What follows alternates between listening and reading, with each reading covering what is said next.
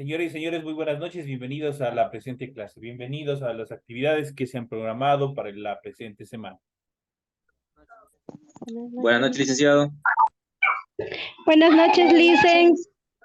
¿Cómo están, Buenas noches, compañeritos? Buenas licenciado. noches. Un gusto saludarles. Buenas noches, licenciada. Buenas noches, compañeros. Buenas noches, licenciado. Buenas noches, compañeros.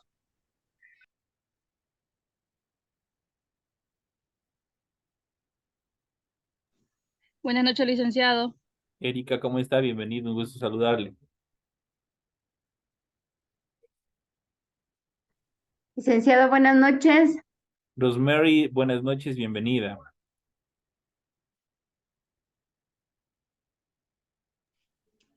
Buenas noches, Lice. Compañero segundo, buenas noches. Bienvenidos a todos. Un gusto poderles saludar a través de este medio de comunicación virtual que noche a noche nos permite estar interconectados y que podemos desarrollar por este medio una serie de actividades académicas que se van planificando de acuerdo al avance académico. Bienvenidos, señoras y señores. Iniciamos el desarrollo de las actividades.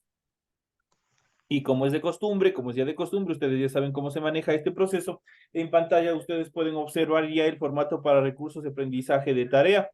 Estamos en la asignatura de Ciencias Sociales, estamos en unidad número 2.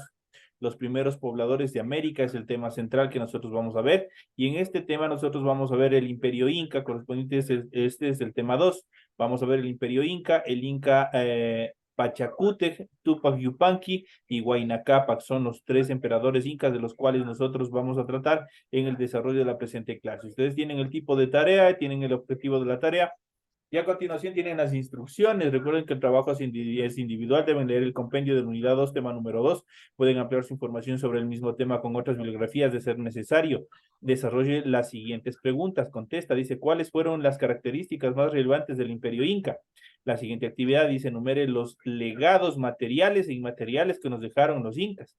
La tercera dice, enumere 2 características del Inca Pachacútec. Y la cuarta dice, enumere 2 características relevantes de Huayna Cápac. Esas son las tareas, las actividades que tienen que hacer dentro de esta tarea para la presente semana. Recuerden que todos los trabajos son 100% escritos, nada es en otros documentos, nada es en Word, nada es en computadoras, todo tiene que ser hecho a mano. Para ello, al inicio de la hoja de trabajo, ustedes ya saben qué es lo que tienen que hacer. Tienen que hacer el rotulado o el membretado de la hoja, cumpliendo con todos los parámetros que se les solicita ahí. Y posterior de lo que ustedes desarrollan en la parte superior de su hoja, a continuación, inician con el desarrollo de la tarea como tal. Esas son las recomendaciones. Tenemos las recomendaciones en función de la gramática, la ortografía, la rúbrica de calificaciones y al final tenemos la información para el desarrollo de los recursos de plataforma. Estamos en la unidad número 2 con el tema Imperio Inca, el Inca Pachacútec, Tupac Yupanqui y Huayna Cápac correspondientes a la semana 2 del 9 de octubre del 2023. Esta tarea permite entregas desde el 9 de octubre, la fecha límite de entregas es del 31 de octubre y la fecha de publicación de calificación será hasta el 5 de noviembre del 2023. Esas son las actividades en función de los tiempos, los espacios que deben seguir haciendo y que tienen ustedes para el desarrollo de la presente actividad. Ustedes ya saben todo lo que ustedes tienen que hacer. Vamos a iniciar con el proceso de desarrollo de las actividades correspondientes a esta semana. Y nos vamos a ir directamente a lo que es el material de apoyo que ustedes tienen en su aula virtual. Vamos a ver cuáles son las características y vamos a iniciar con el Imperio Inca. Vamos a ver cuáles son las características del Imperio Inca. Para este contexto, nosotros nos vamos a centrar un poco más en las características sociales, culturales que desarrollaron durante este periodo y obviamente tomaremos las etapas o los gobiernos de 3 grandes emperadores incas que estuvieron al mando de este gran imperio sudamericano. Este imperio precolombino, que es lo que hizo prácticamente dar un salto en cuanto a la tecnología, en cuanto a una serie de actividades que también obviamente dentro de una naciente civilización se iban formando periódicamente. Iniciamos a través del Cápac Inca. ¿Qué significa Cápac Inca? Eso se traduce al español como el poderoso Inca. Y Zapa Inca, el Inca o el único Inca. Así llamaban sus súbditos, entre otros títulos, al soberano del imperio más extenso, avanzado e implacable de América precolombina, de lo que estaba estructurado en Sudamérica. El emperador era la máxima autoridad del imperio e hijo del sol, divinidad suprema. Tenía a su mando a un jefe ejecutivo del Estado y un consejo de nobles, presidido por un sumo sacerdote que reemplazaba al Inca en su ausencia. Los jefes, los curacas de cada provincia tenían cierta autoridad en asuntos locales, pero su mandato no podía contravenir a lo determinado por el Inca. Eso quiere decir que ellos tenían determinado poder de decisión, pero quien tenía la última palabra era el rey. La capital de este imperio fue el Cusco. Se convirtió en una ciudad magnífica, llena de templos y palacios. Algunos de ellos existen hasta el día de hoy, aunque como parte de edificios españoles. En la concepción doble de la sociedad andina, igual sucedía en los demás imperios. Todo estaba dividido en mitades opuestas y complementarias, lo de arriba y lo de abajo, lo que pertenecía al cielo y lo que pertenecía a la tierra. Esta idea, que sobrevivió incluso a la conquista española, servía también para construir las ciudades. Cusco no podía ser la excepción, así que había dos partes de la ciudad: Anán, que representa a lo de arriba, y Urín, que representa a lo de abajo. Justamente las dinastías de los incas dependieron de su origen en una parte de la ciudad. Eso en estas características fundamentales. Vamos a ver los caminos y puentes que ellos construyeron y que son partes del legado material que ellos nos dejaron hasta la actualidad, gracias a las construcciones que ellos desarrollaron. Prácticamente eso fue la antesala de en futuro, como nosotros podíamos desarrollar una serie de construcciones en relación a caminos, puentes y también otras actividades como los tributos que se debía dar o pago de impuestos. Una de las herencias que los incas debían al imperio Huari era el sistema de caminos a través de los Andes, que ellos mejoraron considerablemente para salvar ríos y quebradas. Armaban rápidamente puentes colgantes hechos de sogas que permitían el paso de sus ejércitos y de sus caciques y de la carga de tributos que cobraban periódicamente. Es conocido que la producción total de una comunidad se dividía en tres partes: una para el pueblo, otra para el sol y otra para el Inca. Ello quiere decir que se propiciaban 2/3 de la producción local. Los incas, sin embargo, hacían reservas de granos que podían repartir en caso de malas cosechas a otras partes del imperio. Esas son las características fundamentales en cuanto a esta primera etapa de los tributos. En cuanto al Inca Pachacútec, vamos a ver uno de los primeros, uno de los más notables reyes que tuvo el imperio Inca. Fue durante el gobierno del noveno Inca Pachacútec que se produjo una primera gran expansión del imperio, desde Titicaca hasta Junín. Este Inca mejoró la organización del Estado, reglamentó los tributos, la forma de cobrarlos y repartirlos también. Asimismo, organizó a los caciques, quienes eran prácticamente los consejeros reales, entrenados para recorrer a pie rápidamente largas distancias con un sistema de postas para llevar noticias de viva voz. A los quipus un sistema de contabilidad y posiblemente de escritura consistente en un atado de cuerdas de lana y algodón de diferentes colores y obviamente con nudos de diferentes portes, y cada uno de ellos representaba un tipo de cuenta diferente. Eso lo era entendido por especialistas. Los quipucamayo, ellos eran los encargados de descifrar cómo está o cuál era el mensaje que tenían los quipus, o cómo se podían hacer las diferentes cuentas. Pachacútec dividió el imperio en 4 regiones o suyos, de donde proviene el nombre Tahuantinsuyo, o sea, el reino de las 4 partes del mundo. De hecho, Tahuantinsuyo se traduce al español como las 4 partes del mundo. de los 4 puntos cardinales. Esto muestra también el objetivo final al que aspiraba el imperio inca. Prácticamente era copar, era prácticamente complementar toda la estructura del territorio del continente sudamericano. En relación a Tupac Yupanqui, quien habría de ser el 10º Inca, ya se había destacado como militar durante el reino de su padre. Dicha característica la confirmó como gobernante al expandir inmensamente el imperio. Tras asumir el trono, amplió las fronteras hacia el sur hasta llegar al río Biobío en Chile y sometió a algunos pueblos del altiplano y al norte de Argentina. Esos fueron los territorios en los cuales prácticamente el Inca obviamente propició a que se pudiera expandir todo el territorio con la finalidad de mejorar sus estructuras.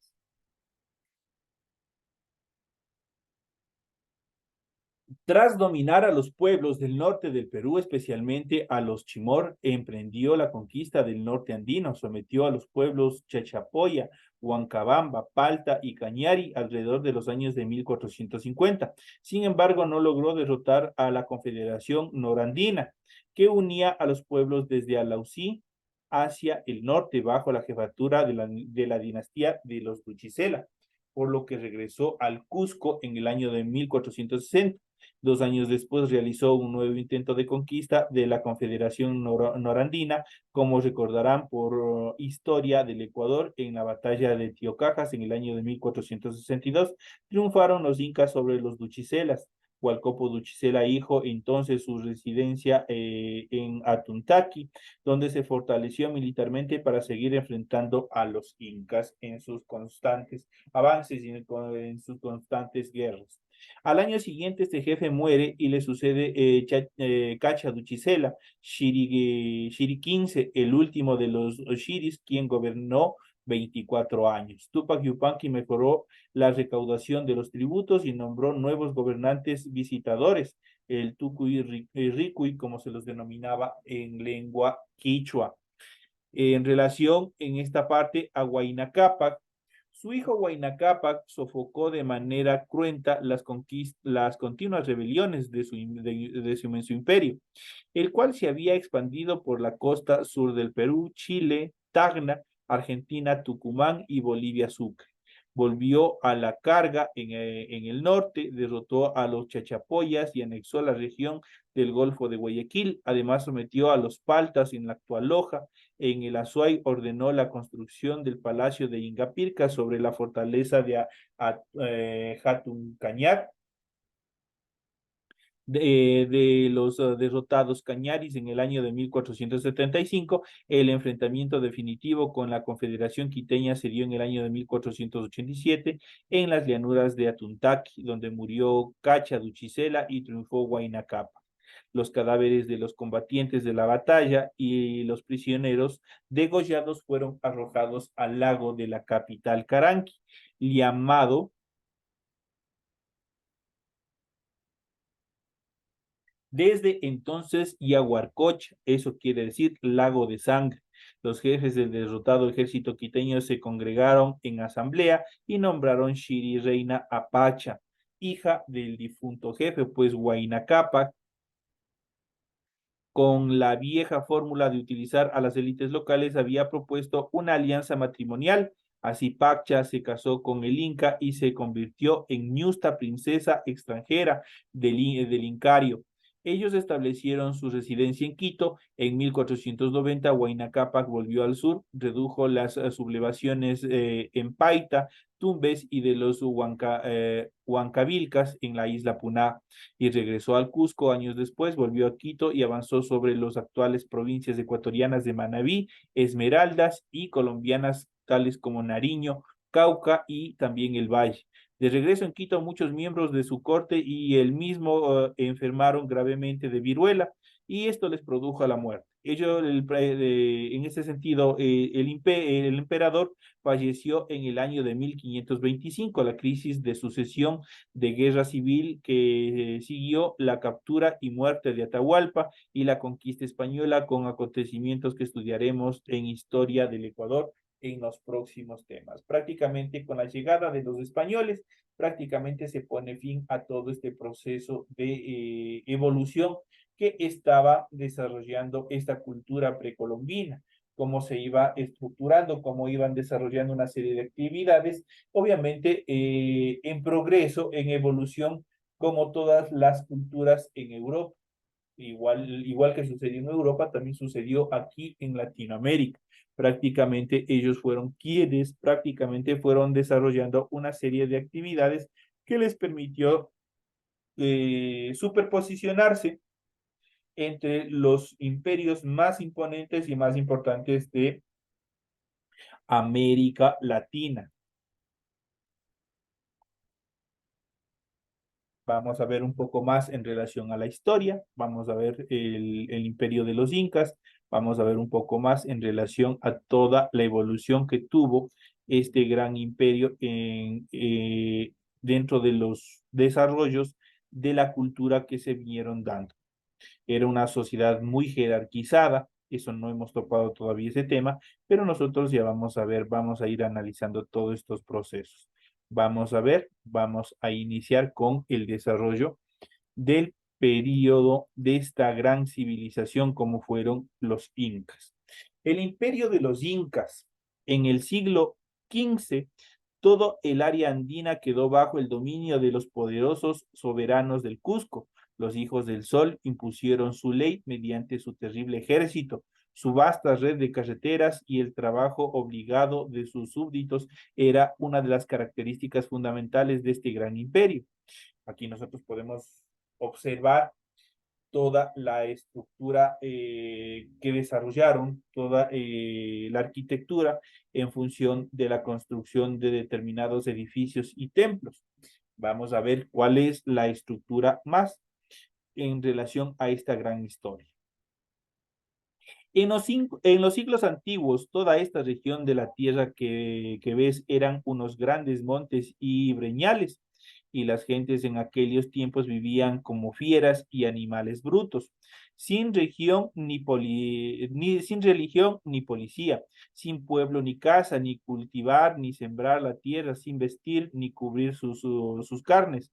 Nuestros padres, el sol, viendo los hombres tales como se les ha dicho, se apiadó de ellos y envió del cielo a la tierra un hijo y una hija de los suyos para que los doctrinase en el conocimiento de nuestro Padre Sol y para que les diesen preceptos y leyes en que viviesen como hombres en razón y urbanidad. Eso prácticamente es un proceso coloquial, es una estructura coloquial dentro de las primeras etapas. Si bien es cierto, los primeros pobladores del continente americano, al igual que en el continente europeo, a partir de la evolución del Homo erectus, del Homo sapiens, prácticamente en un inicio el hombre era nómada. Eso quiere decir que se trasladaba de un sector a otro sector, obviamente para poder subsistir, para poder protegerse de depredadores, una serie de actividades que venían desarrollando. Lo mismo sucedió acá. Prácticamente, si nosotros vemos en la era primitiva, prácticamente ellos vivían en una condición, dicho en términos generales, en condiciones de salvajismo. Pero poco a poco, obviamente, dentro de la evolución, igual dentro de la aparición de la agricultura, de los diferentes medios de comunicación, del el invento de la escritura que se desarrolló acá también, eso les permitió y a ir mejorando, cambiando su pensamiento, su estructura, su forma de vida, y obviamente esto les catapultó a formar los grandes imperios, y dentro de ellos el imperio Inca, que fue uno de los más grandes dentro del territorio sudamericano. Pero el territorio Inca prácticamente es también una evolución de un proceso de interrelación de culturas, de costumbres, de tradiciones de diferentes pueblos que periódicamente fueron conquistando, que se fueron anexando a este gran imperio. Esa es una de las formas en las cuales obviamente adquirieron gran conocimiento en relación a la evolución en cuanto a tecnología, en cuanto a arquitectura, a costumbres, a orfebrería y otras actividades más que iban aflorando dentro de esta cultura. Así recordaba el Inca Garcilaso de la Vega a finales del siglo XVI lo que un tío suyo le había contado de su niñez sobre los orígenes del pueblo inca. Los protagonistas del relato eran una pareja de hermanos, Manco Cápac y Mama Ocllo, quien no se recuerda de esta historia, nacidos a orillas del lago Titicaca, en plena cordillera de los Andes, quienes por orden del sol emprendieron un viaje hasta fundar una nueva ciudad, la cual le pusieron como nombre el Cusco. De estos dos héroes fundadores nació la dinastía de los 13 incas. No existen datos verdaderamente históricos revelativos de los primeros de estos soberanos, los llamados incas legendarios. En cualquier caso, sus dominios no sobrepasaron del área del Cusco. No fue bastante extensa, pero obviamente esto permitió que iniciar el proceso histórico dentro de esta gran fortaleza, dentro de esta gran sociedad que se iba fundando. Fuera del siglo XV, bajo Pachacutic, Inca y Yupanqui, el noveno Inca, cuando se inició la expansión del imperio con la derrota de los feroces Chancas y la conquista de Cajamarca y la zona del Titicaca, su hijo Tupac Inca Yupanqui amplió nuevamente las fronteras, venciendo a los pendencieros chachapoyas y apoderándose del territorio chimú durante su reino. Los incas se anexaron al territorio de los actuales estados de Ecuador, Bolivia, Chile y Argentina. Esa fue la extensión de este primer regionalismo que se dio dentro del imperio. Una sociedad muy jerarquizada. Cuando hablamos de jerarquías, prácticamente el rey estaba en la cúspide, hablamos prácticamente de una pirámide. El rey estaba en la cúspide, luego seguían los asesores, por decirlo de esta manera, que eran curacas prácticamente, quienes estaban constantemente dándole algún tipo de asesoramiento al rey. Luego venía el ejército, posteriormente venían los agricultores, los orfebres, y al último, en la base de esta pirámide, de este triángulo, estaban los esclavos. De esa manera se desarrollaba esta forma de jerarquización de la sociedad dentro de este imperio.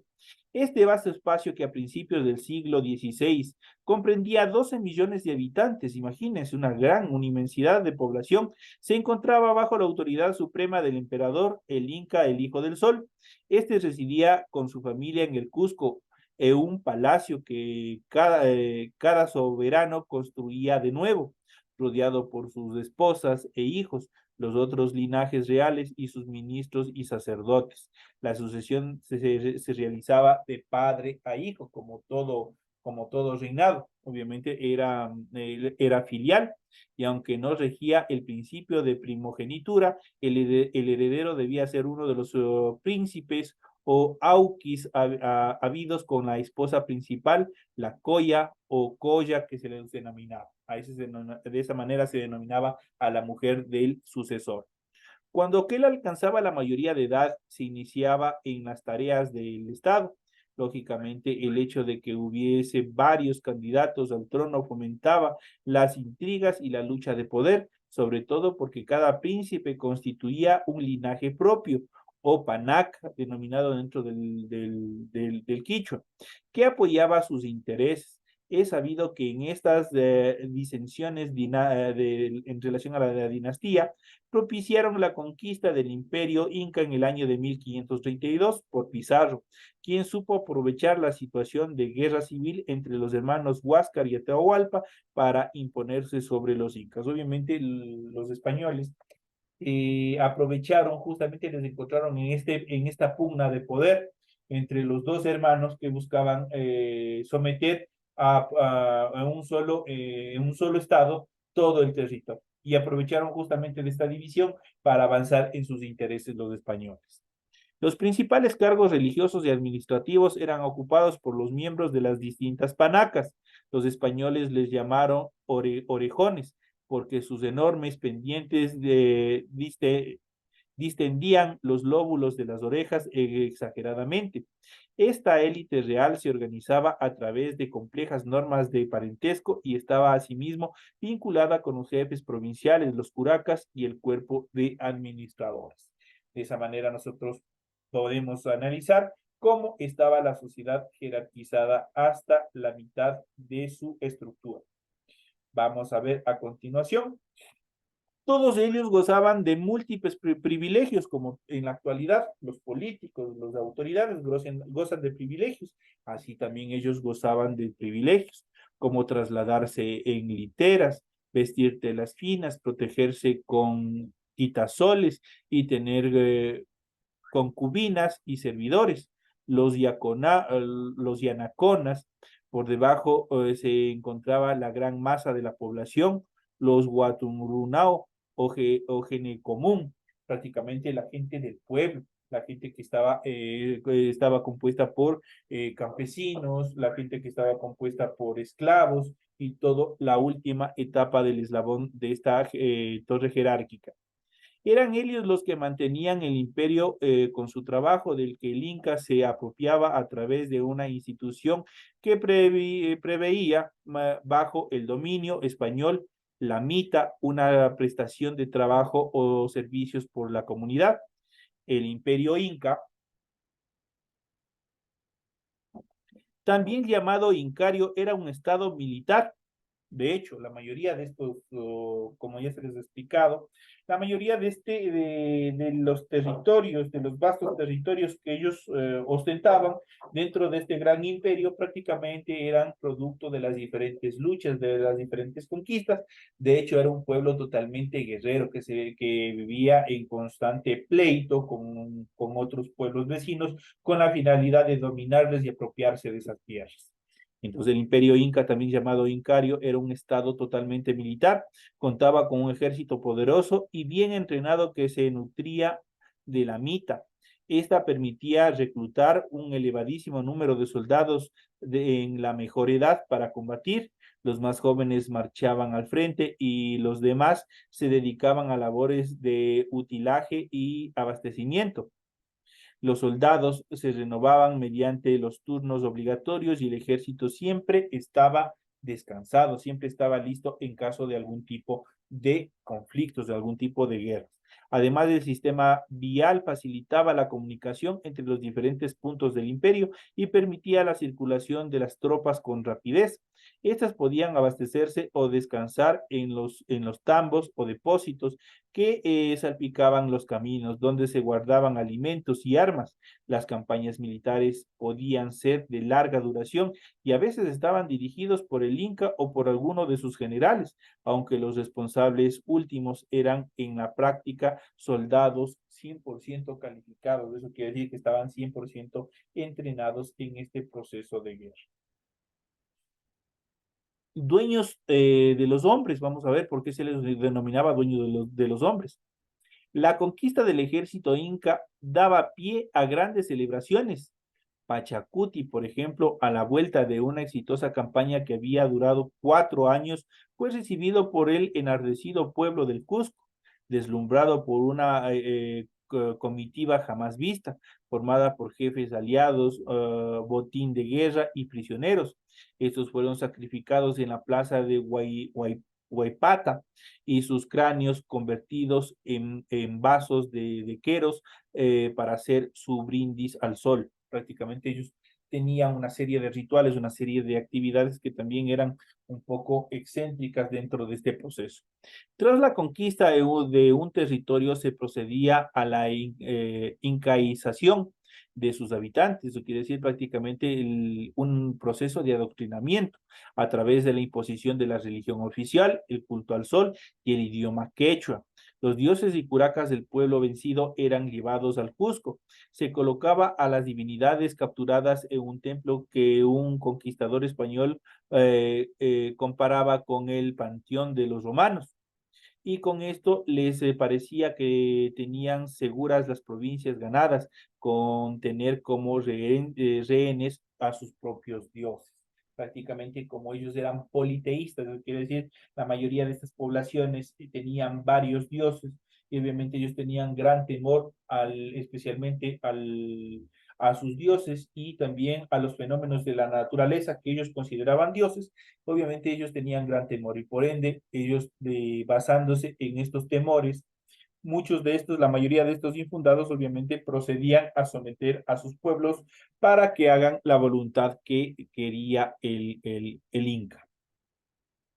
Los curacas, por su parte, aprendían el quechua, requisito indispensable para ejercer un cargo oficial, y luego representaban a su largo de origen acompañados por maestros que enseñaban el nuevo idioma a la población, mientras sus primogénitos permanecían en el Cusco como rehenes para proceder a su adoctrinamiento y evitar la posible traición de sus padres. Prácticamente ellos tenían todo un control desde el punto de vista psicológico.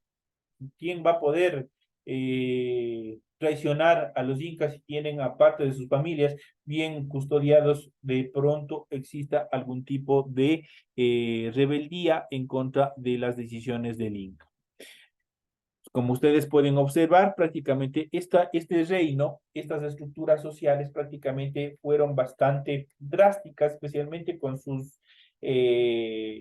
con los pueblos vencidos, con los pueblos que eran sometidos bajo los procesos de esclavitud.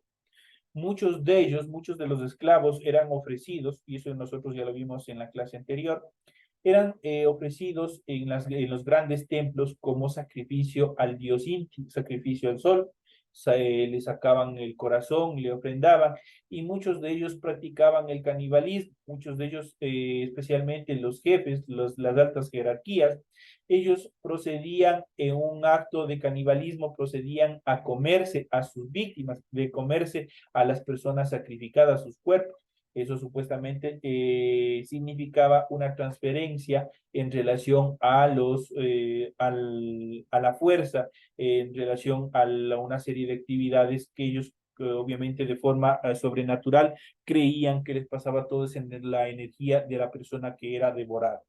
Posteriormente ya fueron cambiando, también ellos fueron evolucionando y vieron que lejos de sacrificar a sus esclavos, lejos de sacrificar a las personas esclavas, era mucho mejor ponerlas a trabajar en calidad de esclavos, en las tierras, en las mitas, en el campo y una serie de actividades más que les permitía, obviamente, generar nuevos recursos económicos para el imperio.